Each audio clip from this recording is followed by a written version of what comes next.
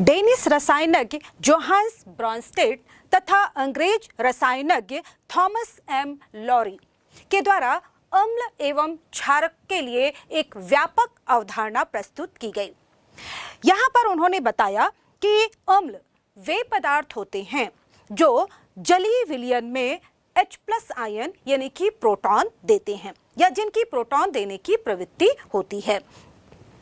दूसरी ओर विलयन में जो क्षारक होते हैं वो वे पदार्थ होते हैं जिनकी प्रवृत्ति विलयन से प्रोटॉन यानी कि H+ आयन ग्रहण करने की होती है। तो यहाँ पर हम देख रहे हैं कि जो ब्रॉन्स्टेड लॉरी की अवधारणा है वह केवल H+ आयनों के त्यागने तथा H+ आयनों के विलयन से ग्रहण करने के पर आधारित थी। यहाँ पर अम्ल वे पदार्थ होंगे जो कि विलयन में H+ आयन देंगे, जबकि क्षारक वे पदार्थ होंगे जो विलयन से H+ आयन प्रोटॉन ग्रहण करेंगे। यानी कि हम कह सकते हैं कि जो अम्ल हैं वो प्रोटॉन दाता होंगे, जबकि जो क्षारक हैं वो प्रोटॉन ग्राही होंगे। यहाँ पर हम एक और उदाहरण ले सकते हैं, जैसे कि मान लीजिए हमने अमोनिया का उदाहरण ले रहे हैं। जब हम अमोनिया NH3 को जल में विलय करते हैं तो यहाँ पर जो अमोनिया है NH3 वह एक प्रोटॉन ग्रहण करता है, उसकी विलयन में प्रोटॉन ग्रहण करने की प्रवृत्ति होती है और यह प्रोटॉन ग्रहण करके NH4+ आयन बनाता है। क्योंकि हम जानते हैं अमोनिया एक उदासीन अणु है और जब इसके पास एक प्रोटॉन अतिरिक्त आ जाएगा तो इस पर एक धन आवेश आ जाएगा। दूसरी ओर इसमें उपस्थित जो जल है वह एक प्रोटॉन दाता की भांति कार्य करता है और इस तरह से यह एक प्रोटॉन दे देता है अमोनिया के अणु को और स्वयं OH- यानी कि हाइड्रोक्सिल आयनों में परिवर्तित हो जाता है। तो यहाँ पर हम देख रहे हैं कि अमोनिया एक प्रोटॉन ग्रहण कर रहा है जबकि जल एक प्रोटॉन त्याग कर रहा है। और ब्रॉन्स्टेड लॉरी के अनुसार चूंकि प्रोटॉन दाता या प्रोटॉन देने वाला अम्ल होता है जबकि प्रोटॉन ग्रहण करने वाला क्षारक होता है, इसलिए हम यहाँ पर कह सकते हैं कि यहाँ पर जल अम्ल की तरह व्यवहार कर रहा है जबकि अमोनिया यहाँ पर क्षारक की भांति व्यवहार कर रहा है। इसके बाद हम एक और चीज यहाँ पर देखते हैं। जब यहाँ पर अमोनिया के प्रोटॉन ग्रहण करने के पश्चात जो स्पीसीज तैयार हो रही है इसमें एक प्रोटॉन की अधिकता हो गई है NH4+, यानी कि यहाँ पर एक प्रोटॉन अधिक है।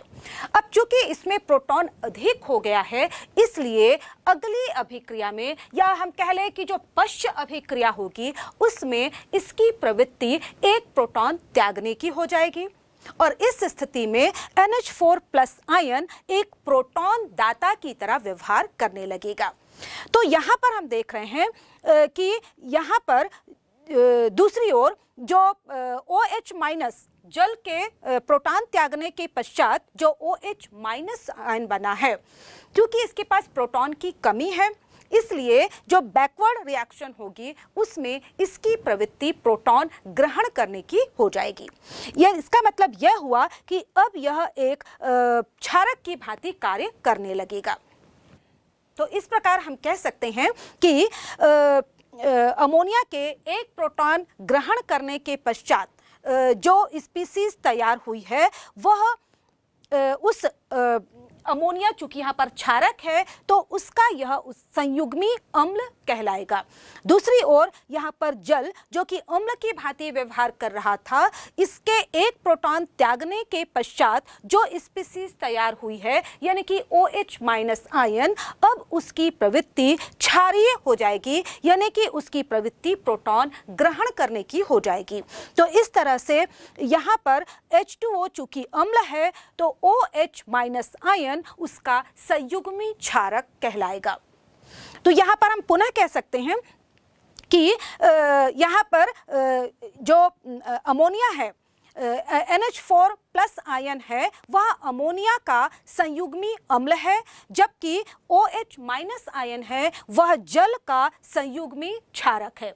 यहाँ पर हम एक बात और देखें कि यदि हम जल और OH- को लें तो जल में हम देख रहे हैं H2O, यानी कि यहाँ पर 2 हाइड्रोजन हैं, जबकि OH- में 1 हाइड्रोजन है।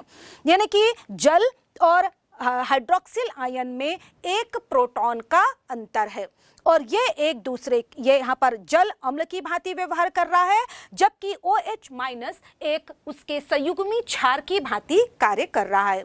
तो इस तरह हम कह सकते हैं कि इनके जोड़े को हम कहेंगे संयुग्मी अम्ल क्षार युग्म। इस तरह से यहाँ पर हम देख सकते हैं कि एक अम्ल तथा उसके संयुग्मी क्षार, या हम कह लें कि एक क्षार तथा उसके एक संयुग्मी अम्ल के बीच केवल 1 प्रोटॉन का अंतर होता है।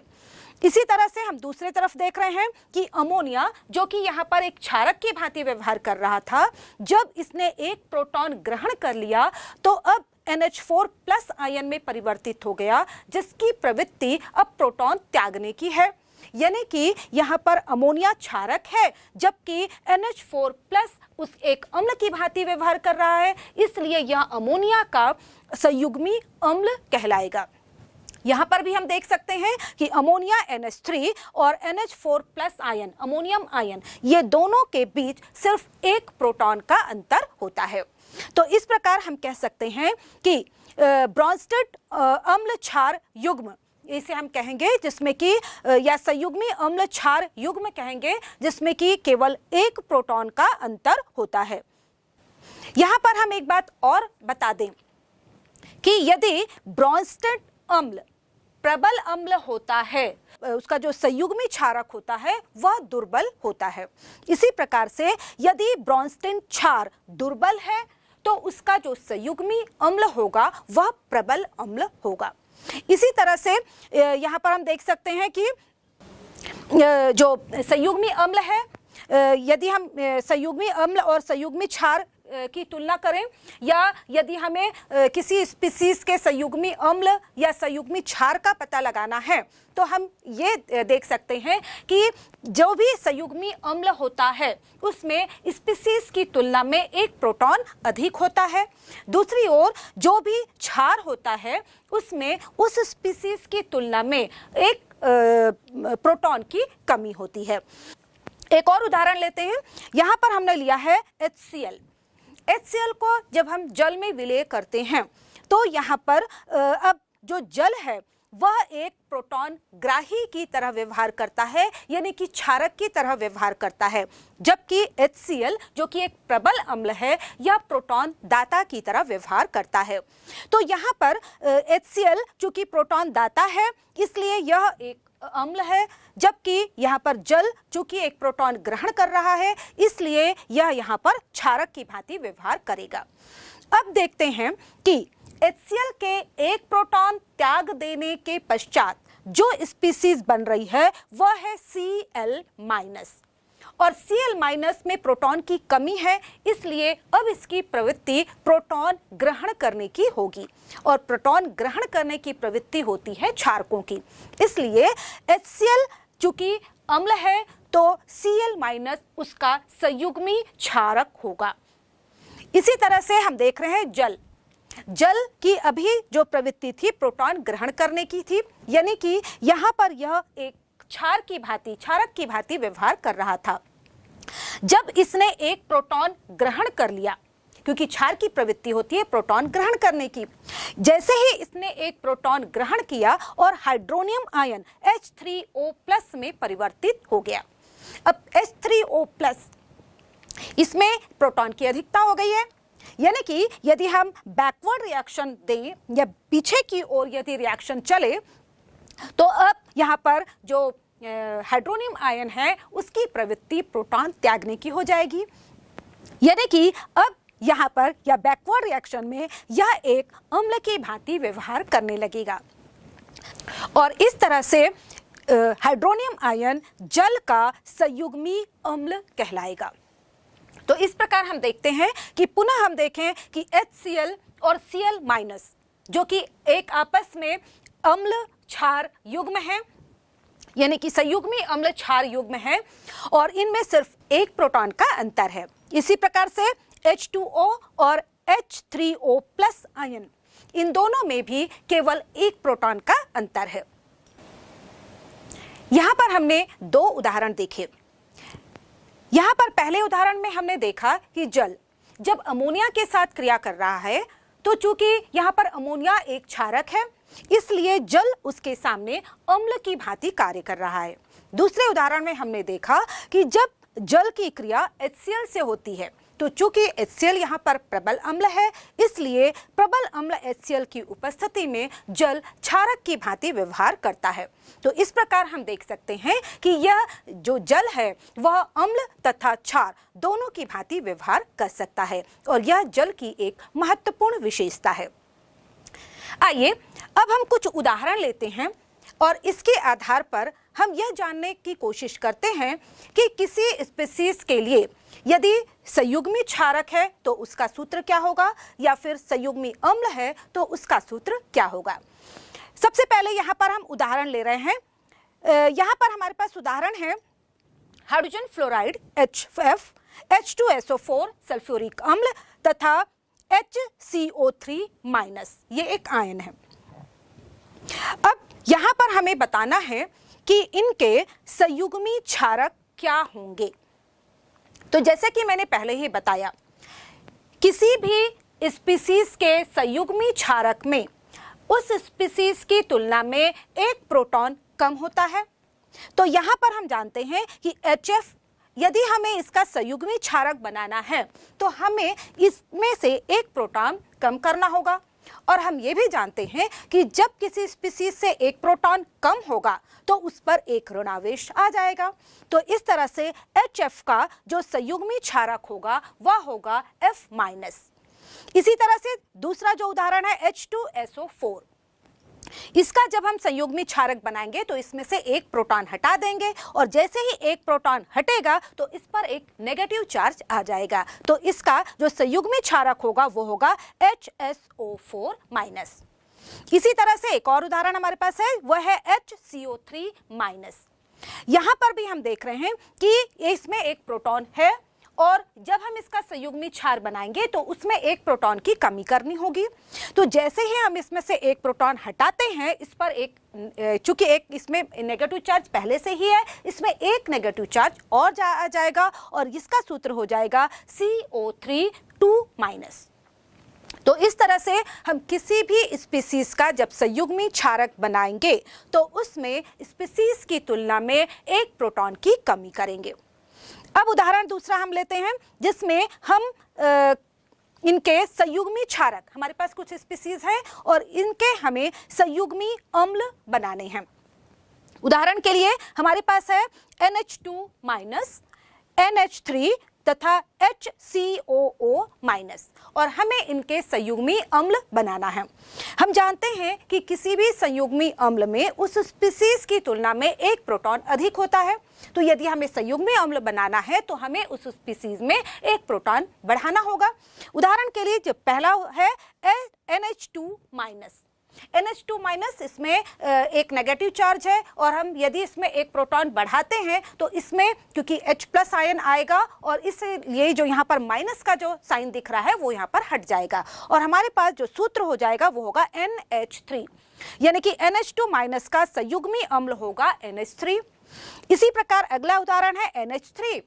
अब NH3 एक उदासीन अणु है और जब हम इसमें एक प्रोटॉन बढ़ाएंगे, क्योंकि हमें इसका संयुग्मी अम्ल बनाना है, जैसे ही हम इसमें एक प्रोटॉन बढ़ाते हैं इसका सूत्र हो जाएगा NH4+। तो इस तरह से NH3 का जो संयुग्मी अम्ल होगा वो होगा NH4+। इसी तरह से तीसरा उदाहरण है हमारे पास HCOO-। जब हम इसमें एक प्रोटॉन बढ़ाएंगे तो हमें जो सूत्र प्राप्त होगा वो होगा HCOOH फॉर्मिक एसिड का और यहाँ पर जो नेगेटिव चार्ज था आयन में वह प्रोटॉन के जुड़ने की वजह से समाप्त हो गया है। तो इस तरह से हमें एक उदासीन अणु फॉर्मिक अम्ल H या मेथेनोइक अम्ल HCOOH प्राप्त होता है। तो इस तरह से हम किसी भी स्पीशीज में एक प्रोटॉन की कमी करके उसके संयुग्मी क्षार प्राप्त कर सकते हैं या किसी भी स्पीशीज में एक प्रोटॉन की वृद्धि करके एक संयुग्मी अम्ल प्राप्त कर सकते हैं। यहाँ पर हम एक उदाहरण और लेना चाहेंगे। हम ये बता दें कि कुछ स्पीसीज ऐसी होती हैं जो संयुग्मी अम्ल और संयुग्मी क्षार दोनों रूपों में परिवर्तित हो सकती हैं। तो आइए इसका उदाहरण देखते हैं। यहाँ पर हमारे पास है, जैसे कि हमने पहले ही देखा था, जल H2O। जल एक ऐसा यौगिक है, पदार्थ है जो कि अम्ल और क्षार दोनों की ही भांति कार्य कर सकता है। तो यदि H2O का हमें संयुग्मी अम्ल चाहिए तो हमें उसमें एक प्रोटॉन की वृद्धि करनी होगी। तो इस तरह से जब हम इसमें प्रोटॉन जोड़ेंगे तो ये हो जाएगा H3O+, जो कि जल का, जो कि एक उदासीन अणु है, उसका संयुग्मी अम्ल होगा। दूसरी ओर यदि हम जल का संयुग्मी क्षारक बनाते हैं तो हमें जल के अणु में से एक प्रोटॉन कम करना होगा। तो इस तरह से जल के अणु से एक प्रोटॉन कम करने पर हमें जो स्पीसीज प्राप्त होगी वो होगी OH-। इसी तरह से दूसरा उदाहरण हम ले रहे हैं, यह है HCO3-। यदि हमें इसका संयुग्मी अम्ल बनाना है तो एक प्रोटॉन बढ़ाएंगे और हमें जो सूत्र प्राप्त होगा वो होगा H2CO3, यह संयुग्मी अम्ल होगा। दूसरी ओर यदि हमें HCO3- में का संयुग्मी क्षार बनाना है तो हमें उसमें से एक प्रोटॉन कम करना होगा, जिससे हमें सूत्र प्राप्त होगा वो CO3-2-, जो कि इसका संयुग्मी क्षारक होगा। इसी तरह से एक स्पीसीज है HSO4-। इसमें यदि हमें इसका संयुग्मी अम्ल बनाना है तो एक प्रोटॉन जोड़ेंगे और ये हमें प्राप्त होगा H2SO4। दूसरी ओर यदि हम इसका संयुग्मी क्षारक बनाना है तो एक प्रोटॉन कम करना होगा और प्रोटॉन कम करने से हमें प्राप्त होगा SO4-2-। इसी तरह से अमोनिया भी संयुग्मी अम्ल और संयुग्मी क्षार दोनों रूपों में परिवर्तित हो सकती है। अमोनिया NH3, जब हम इसका संयुग्मी अम्ल बनाएंगे तो हम इसमें एक प्रोटॉन जोड़ेंगे और ये हमें जो फार्मूला प्राप्त होगा वो होगा अमोनियम आयन, यानी कि NH4+ आयन। दूसरी ओर यदि हम अमोनिया को संयुग्मी क्षारक में परिवर्तित करना चाहते हैं तो हमें इसमें से एक प्रोटॉन कम करना होगा और इस तरह से हमें सूत्र प्राप्त होगा NH2-। तो इस तरह से हम देखें कि किसी भी स्पीसीज में एक प्रोटॉन बढ़ाकर हम उसका संयुग्मी अम्ल प्राप्त कर सकते हैं और एक प्रोटॉन की कमी करके हम उसका संयुग्मी क्षारक प्राप्त कर सकते हैं। तो इस तरह से अभ्यास करके हम किसी भी स्पीसीज का संयुग्मी अम्ल और संयुग्मी क्षार प्राप्त कर सकते हैं। इस प्रकार हमने देखा कि ब्रॉन्स्टेड और लॉरी की जो अम्ल क्षार अवधारणा थी वो ज़्यादा व्यापक थी आर्हेनियस की अवधारणा से।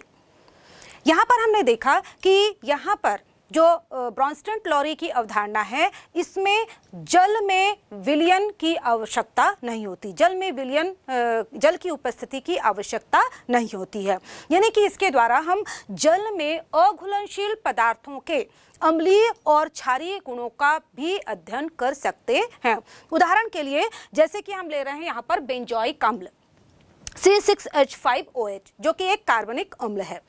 जब इसकी क्षार के साथ क्रिया होती है तो यह C6H5O- आयन देता है, जबकि साथ में हमें प्राप्त होते हैं जल।